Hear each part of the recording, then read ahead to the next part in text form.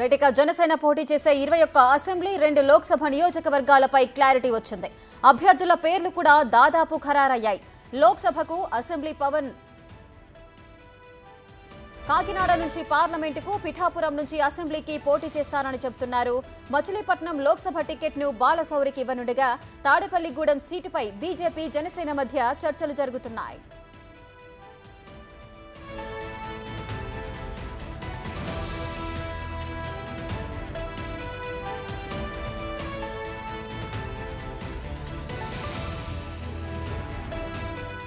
రైట్గా జనసేన పోటీ చేసే 21 assembly 2 Lok Sabha నియోజకవర్గాలపై clarity వచ్చేసింది.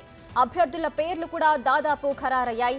లోక్సభకు, అసెంబ్లీకి పవన్ పోటీ చేయనున్నారు. కాకినాడ నుంచి పార్లమెంటుకు, పిఠాపురం నుంచి అసెంబ్లీకి పోటీ చేస్తారని చెబుతున్నారు.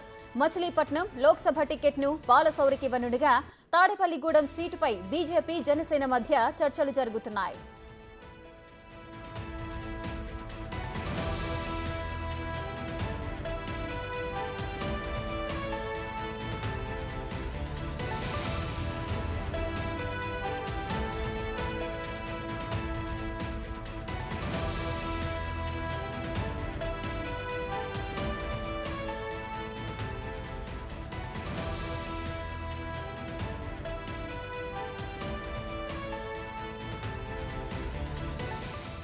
జనసేన పోటీ చేసే 21 అసెంబ్లీ 2 లోక్సభ నియోజకవర్గాలపై క్లారిటీ వచ్చేసింది.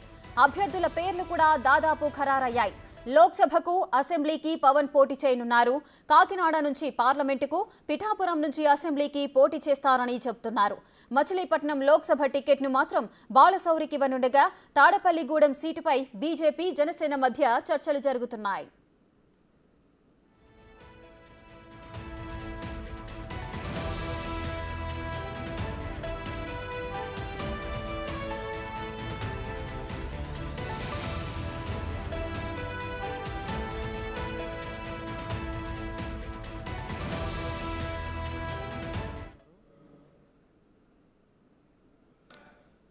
బండి సురేంద్రనాథ్ గారు, చేపల రాము గారు, ఇందుకూరి శివాజీ వర్మ గారు, మల్లువల్స్ రఘుబాబు గారు, గుండా చిన్న గారు, మంగదొడ్డి మహేంద్ర గారు, ఇంజేటి రాజేశ్వరి గారు, ఎక్స్ సర్పంచ్ వెంప,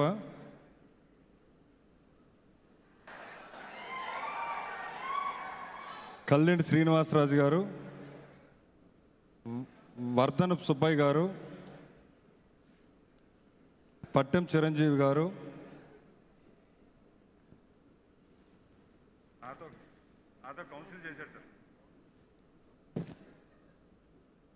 దండు విజయరామరాజు గారు, కడలి శ్రీనివాస్ గారు, బి తరుణ్, మధురాజు. రెటిక జనసేన పోటీ చేయబోయే స్థానాలు, నియోజకవర్గాలు, అసెంబ్లీ, అదేవిధంగా ఎంపీ స్థానాలు, వీటన్నిటికి సంబంధించిన లిస్ట్ అయితే ఒకటి బయటకు వచ్చింది. దీనికి సంబంధించిన పూర్తి డీటెయిల్స్ మా ప్రతినిధి శివ లైవ్ లో అందిస్తారు. శివ, చెప్పండి, ఈ లిస్టే ఫైనల్ అనుకోవచ్చా? దీంట్లో కూడా మార్పులు చేర్పులు ఉండే అవకాశాలు ఉన్నాయా?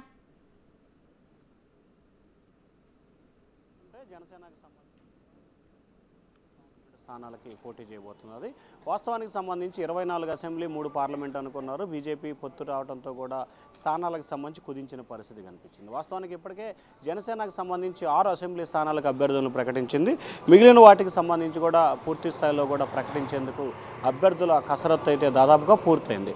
రేపుగా ఎల్లుండిగా అభ్యర్థుల కసరత్తుకు సంబంధించి కూడా జనసేన ఫైనల్ చేసే అవకాశాలు అయితే స్పష్టంగా కనిపిస్తున్నాయి. మనం చూసుకుంటే కనుక నెల్లిమల్ల ఆలోకం మాధవి ఆల్రెడీ ప్రకటన చేశారు. అనకాపల్లి కొణతల రామకృష్ణ దాదాపుగా ఫైనల్ అయినట్టు కూడా భావించాలి. కాకినాడ రూరల్ పతంగి నానాజీ ఇతను ఆల్రెడీ కూడా ప్రకటించిన జాబితాలో ప్రకటించారు. రాజానగరం బత్తురు బలరామకృష్ణ మొదటి జాబితాలోనే ప్రకటించారు. తెనాలి నాదెండ్ల మనోహర్ని ప్రకటించడం జరిగింది.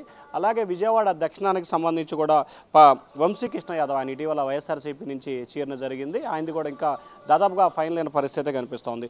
పెందుర్తికి సంబంధించి కూడా పంచెర్ల రమేష్ ఉన్నారు. యలమంచిలికి సుందరపు విజయం ఉన్నారు. అలాగే రాజోలకి బొంతు రాజేశ్వరరావు ఇతన్ని కూడా మొదటి జాబితా జాబితాలో ప్రకటించారు. అలాగే అమలాపురం రాజాబాల, నిడదవోలు కందుల దుర్గేష్ ఇది నిన్న కూడా కొత్తగా 6వ అభ్యర్థిని ప్రకటించిన పరిస్థితి కనిపిస్తూ ఉంది. తాడేపల్లిగూడెం బొలిశెట్టి శ్రీనివాస్ ప్రస్తుతానికి సంబంధించి తాడేపల్లి నియోజకవర్గానికి సంబంధించి బీజేపీ తమకు కావాలి, గతంలో పొత్తులో ఉన్న భాగంలో కూడా తాము 2 సార్లు గెలుపొందడం జరిగింది, ఈ నేపథ్యంలో తమకు ఈ స్థానాన్ని తిరిగి ఇవ్వాలని చెప్పి కూడా బీజేపీ కోరుతా ఉంది. తాడేపల్లి నియోజకవర్గానికి సంబంధించి 2 పార్టీల మధ్య అయితే చర్చలు కొనసాగుతున్న ఇరువురు తమకే కావాలని చెప్పి కోరుతా ఉన్నారు. ఒకవేళ తాడేపల్లి నియోజకవర్గం కనుక జనసేన బీజేపీకి ఇస్తే కనుక విజయవాడ వెస్ట్ని జనసేన విజయవాడకు సంబంధించి కూడా మరొక నియోజకవర్గాన్ని తీసుకునే అవకాశం అయితే కనిపిస్తూ ఉంది. అలాగే అవనగడ్డకు సంబంధించి బండేటి రామకృష్ణ, విజయవాడ వెస్ట్ పోతిన మహేష్, తిరుపతి అరణ్య శ్రీనివాసులు, అలాగే రాజంపేట అధికారి దినేష్, అనంతపురం అర్బన్కి సంబంధించి ప్రెండ్యాల శ్రీలత, భీమవరం సంబంధించి పులవర్తి రామాంజనేయులు, పిఠాపురంలో పవన్ కళ్యాణ్ ఆయన ఎమ్మెల్యేగా ఎంపీగా 2 చోట్ల కూడా ఆయన పోటీ చేసే పరిస్థితి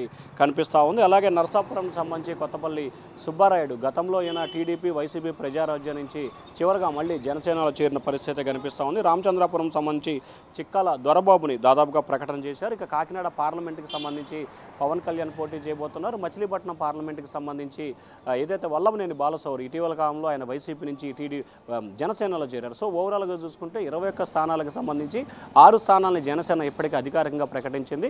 మిగిలిన స్థానాలకు సంబంధించి అభ్యర్థులను అయితే ఖరారు చేసింది. అయితే దాదాపుగా ఈ జాబితాకు సంబంధించి కూడా పూర్తి స్థాయిలో ఫైనల్ అయిందని భావించాలి.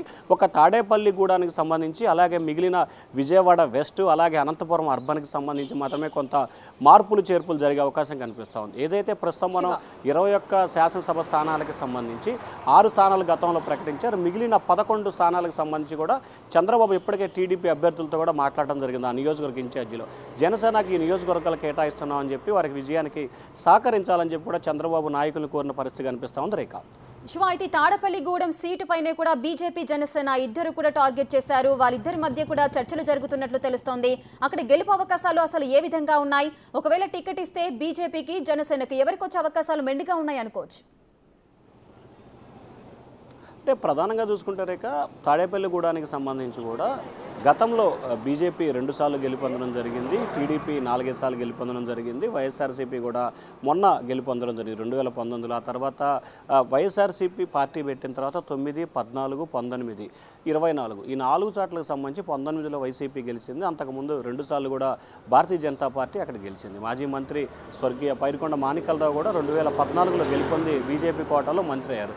సో అది మొదటి నుంచి కూడా బీజేపీకి అలాగే కాపు సామాజిక వర్గానికి పట్టున్న నియోజకవర్గం. సో ఈ నేపథ్యంలోనే ఈ నియోజకవర్గంలో పట్టుంటో నేపథ్యంలో ఇరువురు కూడా తమకే కావాలని చెప్పి కోరుతా ఉన్నారు. వాస్తవానికి జనసేనకు సంబంధించి బొలిశెట్టి శ్రీనివాస్కి దాదాపుగా అధినేత ఖరారు చేసిన పరిస్థితి కనిపించింది. కానీ నిన్న దాదాపుగా 8 గంటల పాటు జరిగిన చర్చల్లో ప్రధానంగా ఇటువంటి నియోజకవర్గాలకు సంబంధించి మాత్రమే చర్చ జరుగుతూ ఉంది. అయితే అక్కడ జనసేన పోటీ చేసినా బీజేపీ పోటీ చేసినా కానీ ఖచ్చితంగా గెలుపొందే అవకాశాలు అయితే కనిపిస్తున్నాయి. అందుకే ఇరువురు నేతలు కూడా ఆ నియోజకవర్గంపై కన్నేసిన పరిస్థితి కనిపిస్తూ ఉంది. Rekha right, thank you Shiva, thanks for the live details.